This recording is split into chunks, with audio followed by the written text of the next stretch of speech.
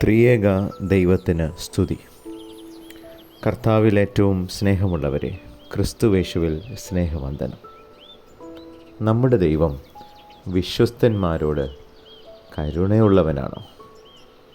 ഇന്ന് ഉയർന്നു കേൾക്കുന്നൊരു വലിയ ചോദ്യം, എവിടെ നമ്മുടെ ദൈവം എന്ന്.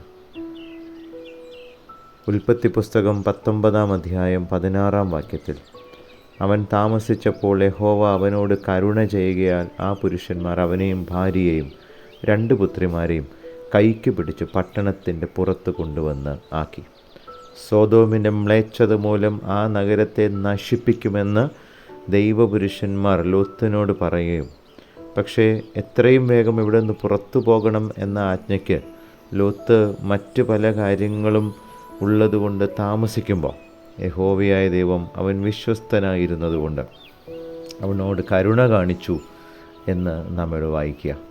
പ്രിയമുള്ളവരെ, തിരുപ്പിറവിയിലേക്കുള്ള യാത്ര പോലും യഹോവയായ ദൈവത്തിൻ്റെ നമ്മോടുള്ള കരുണയുടെ ഉത്സവമല്ലേ? യോഹന്നാൻ്റെ സുവിശേഷം 3 അധ്യായം 16 വാക്യത്തിൽ പറയുന്ന പോലെ, തൻ്റെ ഏകജാതനായ പുത്രനിൽ വിശ്വസിക്കുന്ന ഏവനും നശിച്ചു പോകാതെ നിത്യജീവൻ പ്രാപിക്കാൻ അവൻ്റെ പുത്രനെ നമുക്ക് നൽകി.